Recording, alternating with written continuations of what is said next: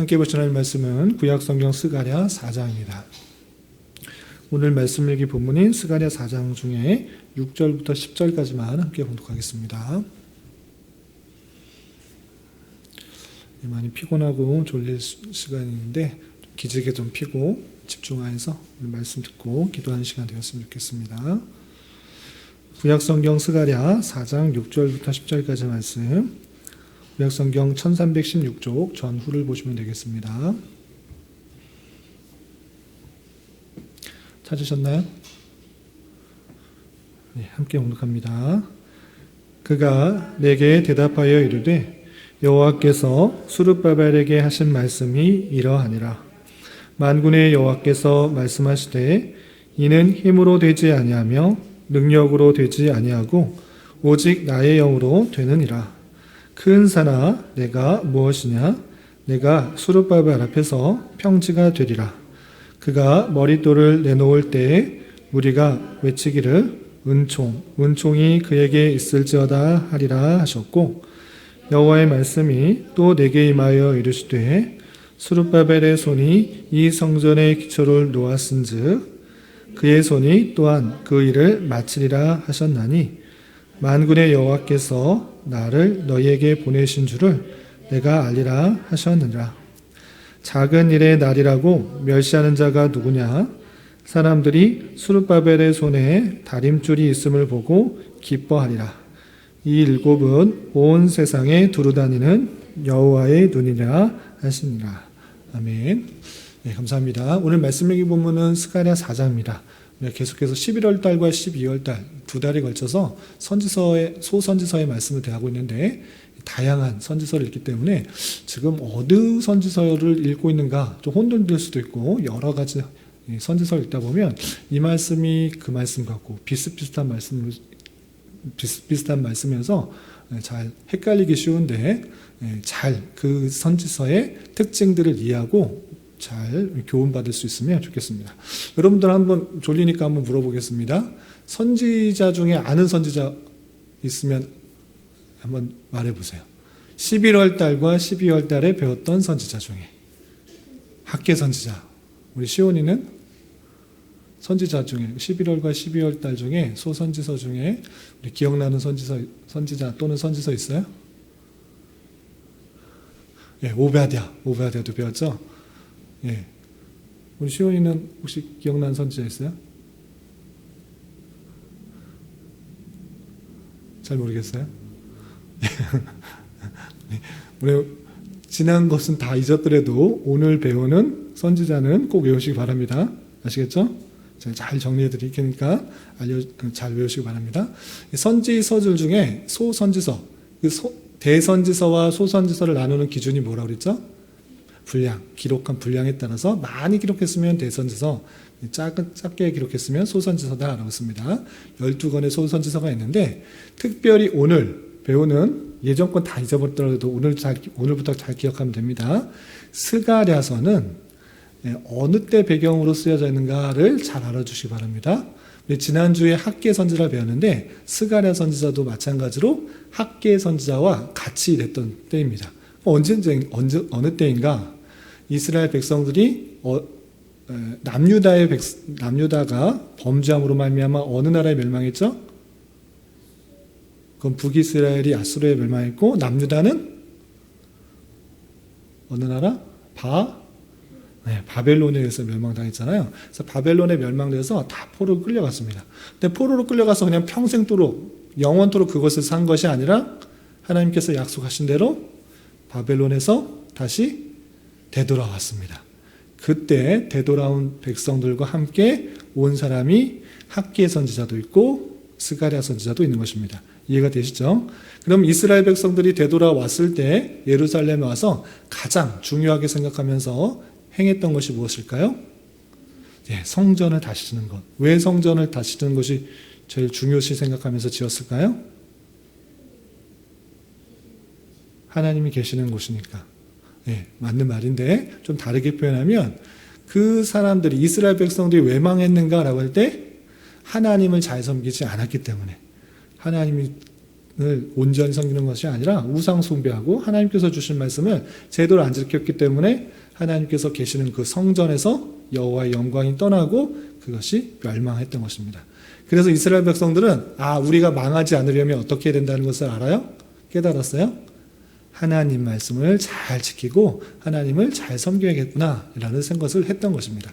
그래서 포로에서 되돌아온 백성들은 다시 그런 하나님의 심판과 진노를 받지 않기 위해서 다시 예루살렘으로 돌아와서 성전을 지으려고 했던 것입니다. 그런데 쉽게 성전을 지을 수 있었을까요? 없었을까요? 없었어요. 그 근처에 그와 함께 살고 있었던 대적자들이 도와주는 척 하면서 계속적으로 방해하고 함께 못 짓게 하니까 관리들에게 뇌물을 주면서 방해를 했던 것입니다. 그래서 성전 건축이 몇 년 동안이나 지을 수가 없었을까요? 대략적으로 16년. 우리 시온이가 아직 16년 살지 못했는데 시온이가 태어나기도 전부터 계속적으로 방해를 해서 못 짓고 있었어요. 그러니까 사람들이 성전 짓는 데에 관심 있는 것이 아니고 뭐에 관심 있었을까요?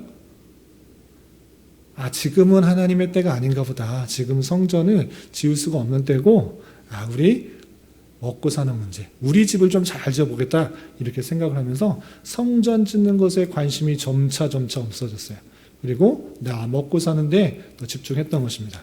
그래서 학계 선지자를 통하여서 너희가 성전이 회파되고 황무한데 판벽한 집에 사는 것이 옳으냐라고 말하면서 꾸짖었던 거예요.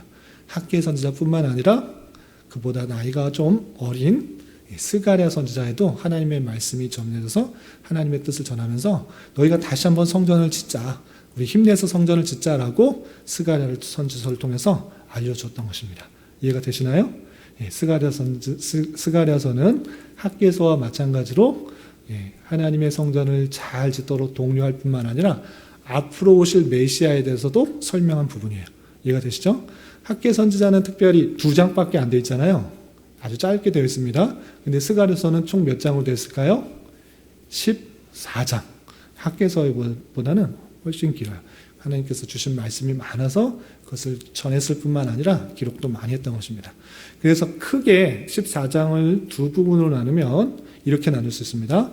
1장부터 8장과 9장부터 14장 두 부분으로 나눌 수 있어요. 그럼 1장부터 8장까지는 어떤 내용들이 있느냐? 지금 이스라엘 백성들이 성전 재건 작업을 멈췄는데 다시 한번 하나님의 뜻을 잘 전함으로 말미암아 성전을 재건하고 하나님인 중심의 신앙을 다시 회복하도록 격려하고 독려하고 힘내자라고 하는 말씀이 8장까지 나오는 거예요. 그런데 그 독려하기 위해서 우리 힘내자 구호만 하는 것이 아니라 하나님께서 하나님의 뜻을 8가지 환상을 통해서 그리고 4개의 메시지를 통해서 독려하는 거예요.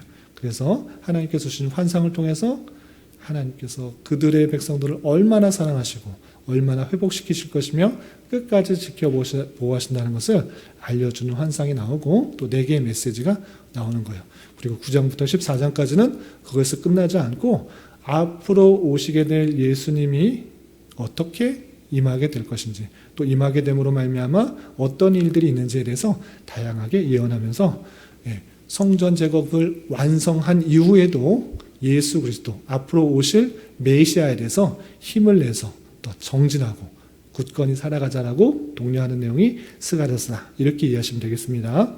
아시겠죠? 우리 시원이 다른 선지서는 몰라드려도 스가랴서는 이해되죠? 잘 읽고 또 스가랴서를 잘 이해하고 한 장 한 장 읽으면서 또 은혜를 받으시기 바랍니다. 그러는 가운데 스가랴 4장 오늘 말씀 여기 보면은 어떤 내용인가? 우리 전반부에 몇 개의 환상이 나온다고 그랬죠?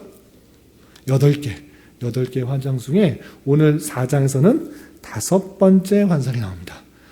앞에 있는 4가지 환상을 설명할까 하다가 너무나 복잡해질 것 같아서 여러분들 갖고 계는 교환을 참조해 주시고 5번째 환상만 알려드리겠습니다.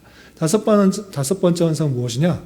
스가랴가 환상을 보았는데 어떤 환상을 보았냐면 2 감람나무가 있고 또 순금 등잔대가 있어요. 순금 등잔대 위에 기름 그릇이 있고 기름 그릇 위에 7개의 촛대가 있어요. 그리고 7개의 촛대에 기름을 공급해주는 7개의 관이 있는 거예요. 그리고 두 개의 감람나무. 감람나무가 영어로 뭘까요? 무슨 나무죠? 올리브 트리, 올리브 나무. 올리브는 당연히 그 열매를 통해서 무엇이 나와요? 올리브유, 기름이 나오는 거예요. 그래서 등잔을 밝히는 기름이 나오는 거예요.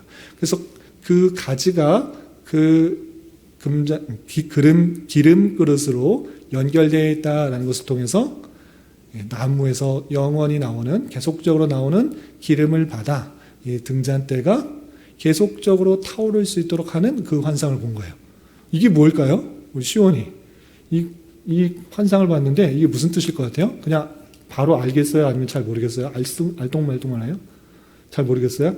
맞아요. 스가랴 선지자도 딱 보고 이게 도대체 뭡니까? 천사요. 왜 이걸 보여주십니까? 도대체 나무는 뭐고 순금 등잔대는 뭐고 왜 가지가 그쪽으로 밑에 있습니까?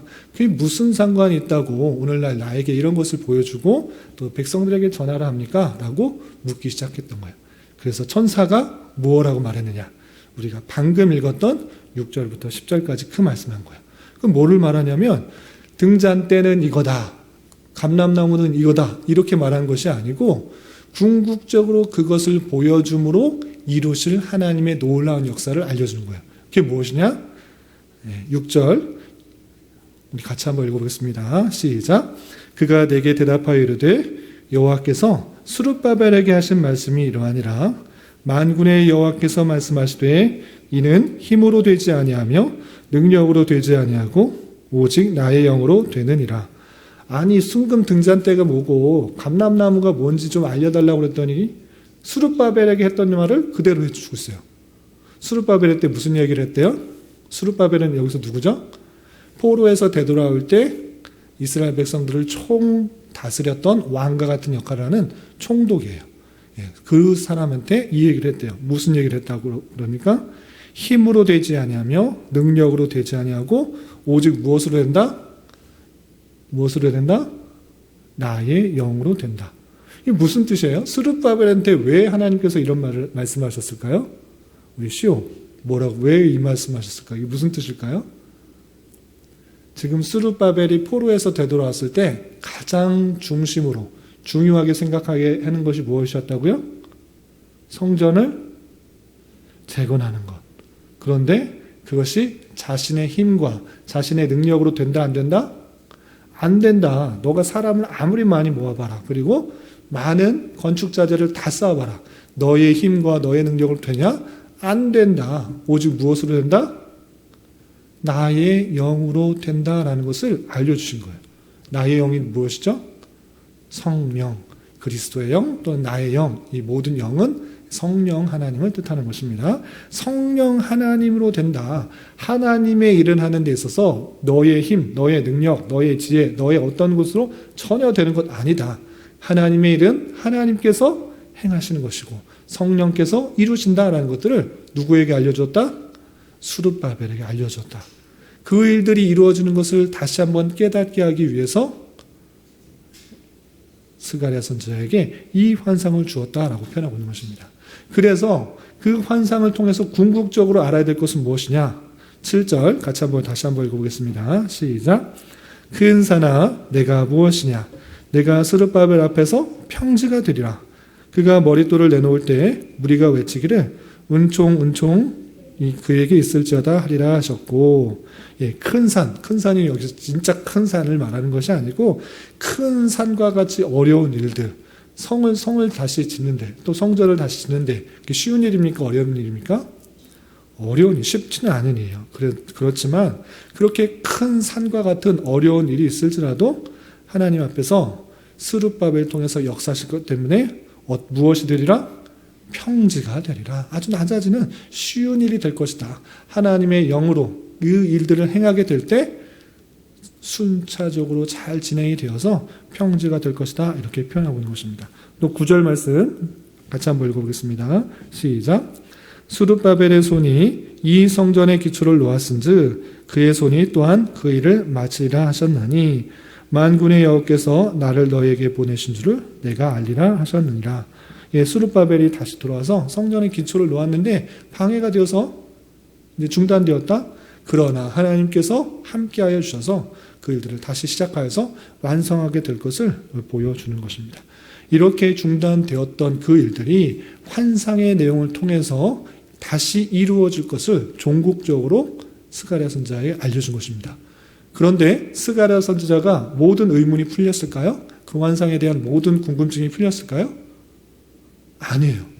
아니 근데 하나님 선사요, 그걸 보여주신 건 알겠는데 수르바벨을 통해서 중단되었던 그 성전 건축이 다시 시작되고 다시 완성될 것이라는 것은 알겠는데 감람나무가 무슨 뜻이냐고요. 감람나무의 가지가 왜 있느냐고요. 도대체 무슨 뜻입니까? 라고 다시 묻습니다. 그래서 11절 보시면 내가 그에게 물으되 등잔대 좌우에 두 감람나무는 무슨 뜻이니까? 라고 묻습니다. 또한 13절에 보시면 그가 내가 대답하여 이르되 내가 이것이 무엇인지 알지 못하느냐 하는지라.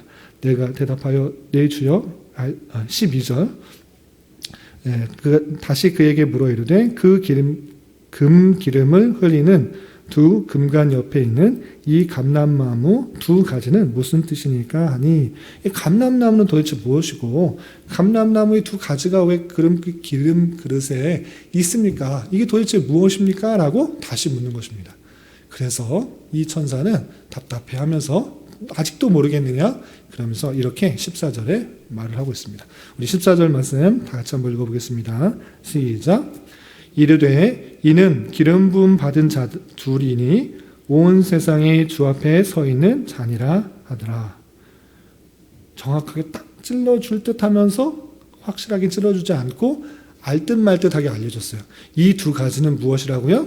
기름 부음 받은 자 둘이다 라고 표현하고 있습니다. 우리 구약 성경에 누가 아는지 한번 물어보겠습니다. 구약 시대에 머리에 기름 부음을 받는 자 세 사람이 있습니다. 세 직분이 있습니다. 혹시 아시는 분 있으세요? 왕, 제사장, 그리고 선지자. 세 사람이 기름 부음을 받는 것입니다. 그렇다면 이 기름 부음 받은 자 둘은 누구를 뜻하는 것일까요? 지금 선지자가 있기 때문에 선지자가 아니라 왕과 또 제사장을 하는 역할을 하는 사람인 것입니다. 그래서 왕의 역할을 하는 스룹바벨, 그리고 제사장의 역할을 하는 여호수아가 참된 기름, 영원한 기름을 부어주시는 그 성령님의 힘을 받아 그 백성들에게 교회에 금잔대, 빛을 비춰주는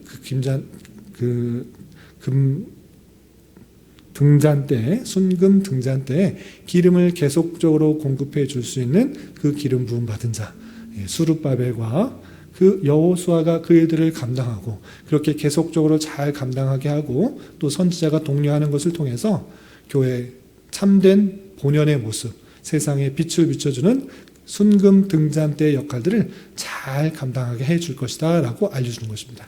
그리고 이 기름 부음 받은 자는 궁극적으로 누구를 뜻하는가? 앞으로 오실 왕의 역할도 하시고 또 선지자의 역할도 하시고 제사장의 역할도 하실 예수 그리스도를 예표하도록 생각한 것입니다. 이렇게 성령 하나님과 성자 하나님의 도움을 받아 그 교회가 더욱더 빛을 내며 올바르게 설 수 있다는 것을 환상을 통해 알려준 거예요. 이 말씀을 듣고 스가랴 선지자는 백성들에게 전하며 더욱더 하나님께서 하나님의 영으로 이 모든 일들을 감당케 하실 것이고 산과 같이 높아 보이는 이 일들을 평지같이 낮게 해서 잘 감당해야 할 것이다 라고 전해서 실제적으로 성전 재건이 이루어졌습니까? 안 이루어졌습니까? 이루어지게 되는 그 모습을 살펴볼 수가 있는 것입니다. 여기까지가 5번째 환상인데 이 내용을 통해서 교훈받을 수 있는 것을 3가지로 한번 정리해봤습니다. 첫 번째 교환을 좀 같이 보시기 바랍니다. 하나님의 일은 자신의 힘과 능력으로 하는 것입니까?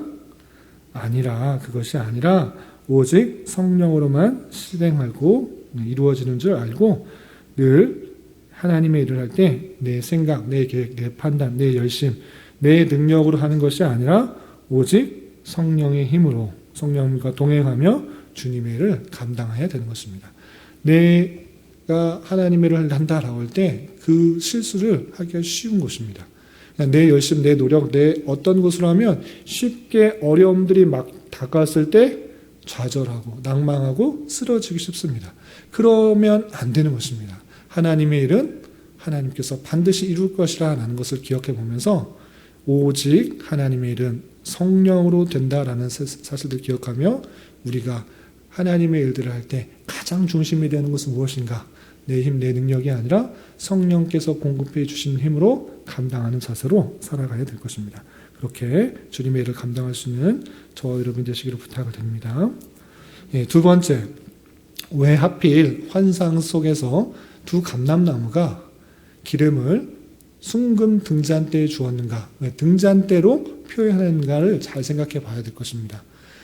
성경에 나오는 성전 안에서도 마찬가지고 또 신약교회 촛대도 마찬가지로 하나님께서 그 교회에 사명들을 주셨을 때 그 모습들이 무엇이냐라고 할 때 세상에 빛을 비추는 사명을 갖고 있는 것입니다. 그럴 때 여기서 주의해야 될 것이 있는데 내가 막 쥐어짜서 빛을 내는 것이 아니라 하나님께서 공급해 주시는 힘으로 그 일들을 감당할 때 자연적으로 빛이 나는 거예요. 다시 한번 설명드리겠습니다. 내가 어떤 것을 말하고 어떤 것을 행함으로 내가 빛을 발하는 것이 아니라 하나님께서 주신 그 말씀대로 하루하루 살아가고 또 그 진리의 말씀대로 살아갈 때 빛이 자연적으로 나는 거예요. 이해가 되십니까? 등잔불은 어디 가나 빛이 나게 되어 있습니다. 그럴 때 그 빛은 스스로 난다기보다는 하나님께서 그렇게 살아가는 것을 통하여서 그 빛이 자연적으로 흘러나가도록 하시는 하나님의 놀라운 일들을 볼 수 있는 것입니다. 그럼 여러분들이 어떻게 세상에 빛이 날 수 있습니까? 물론 말로써 하나님의 사랑과 또 하나님의 진리의 말씀을 전했을 때 빛이 나기도 하지만 정말 이 세상은 여러분들도 앞으로 살아가시면 알겠지만 또 오래 사신 분도 또 느끼시겠지만 저마다 자기 생각과 주관에 따라 살아가요. 내가 진리다, 내가 진짜다, 자기 생각이 마치 진리고 또 정답인 것처럼 모든 사람들이 그렇게 살아가요. 그러다 보니 서로 싸움이 나고 분쟁이 나고 다툼이 나고 내 욕심만을 채우는 세상이 이 어지러운 세상이에요. 러시아하고 우크라이나하고 싸웁니다. 누가 잘했다고 누가 못했다고 하는 것이 아니라 서로 어떻게 해요? 자기가 맞다, 자기가 주장한다, 이런 것이 세상이에요. 아주 큰 나라 권세가 있기 때문에 전쟁으로 드러나는 것이지만 전쟁이 나지 않아도 사람들 사이에 자기 생각과 자기 뜻과 자기 의견만 맞다고 말하는 것들이 이 세상이란 말이에요. 그런데 그런 세상 속에서 참된 진리의 말씀을 가지고 살아가는 자, 그런 자는 세상 사람이 볼 때 저렇게 사는 것이 맞다고 느껴질 때가 온다라는 거예요. 정말 어두워지고 다 쓰러져 가고 부패하는 세상 속에서 진리의 말씀을 갖고 살아가는 자는 자연적으로 우리는 참된 진리를 말씀을 통해 깨달았기 때문에 그 모습을 통해서 빛이 드러나고 하나님의 진리가 드러나고 참된 길이 보이는 것이고 그 믿지 않는 사람들도 이 모습을 보면서 참된 길을 찾아갈 수 있는 거예요. 그렇기 때문에 우리가 세상의 빛이다 라고 표현하고 있는 것입니다. 이렇게 순금 등잔대의 모습처럼 교회가 세상의 빛을 비춰주는 역할들을 잘 감당할 수 있어야 될 것입니다. 특별히 세상은 더욱더 어두워져만 가고 있는 그런 시대인 것을 살펴봅니다. 그러할 때 우리가 참된 진리의 말씀, 변하지 않는 하나님의 말씀을 굳게 붙들고 세상에 참된 빛을 비춰줄 수 있는 저와 여러분 되시기를 주님의 이름으로 부탁을 드립니다. 그리고 한 가지만 더 생각하면 오늘 기도의 시간이니까 기도와 관련하여서 도전을 드리고자 합니다. 오늘 말씀을 보면 수르바벨 그리고 이스라엘 백성들에게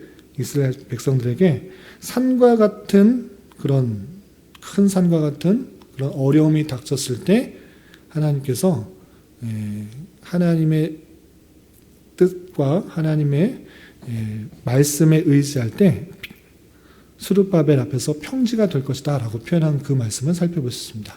큰 산이 평지가 될 것이다 라고 표현하고 있습니다. 이 표현이 신약에서는 어떻게 등장하고 있습니까? 비슷한 표현이 어떻게 등장하고 있습니까?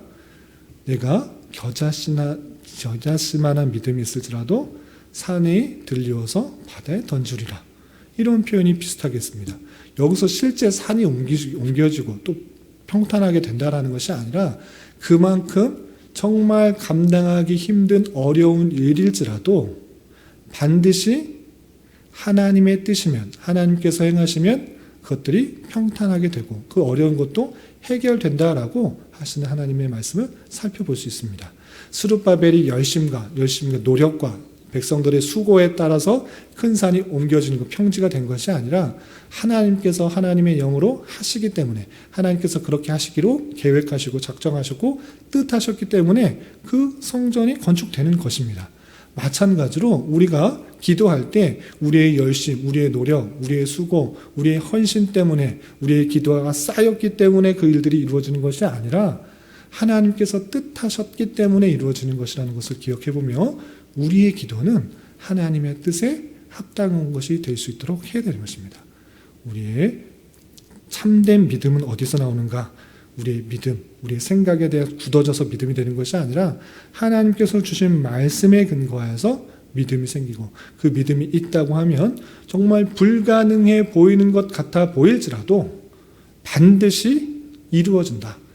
큰 산과 같은 일일지라도 평지가 된다라는 그 말씀들을 붙들며 우리가 믿음으로 기도해야 되는 것입니다. 주님의 뜻을 깨닫고 그 뜻이 이루어질 것을 믿고 기도하는 것, 그것이 우리의 기도의 능력이라는 것들을 기억하면서 기도의 자리가 하나님의 정말 선한 뜻이라는 것들을 믿고 그 믿음으로 기도하며 간구하며 하나님을 기쁘시게 한 자가 되어야 될 것입니다.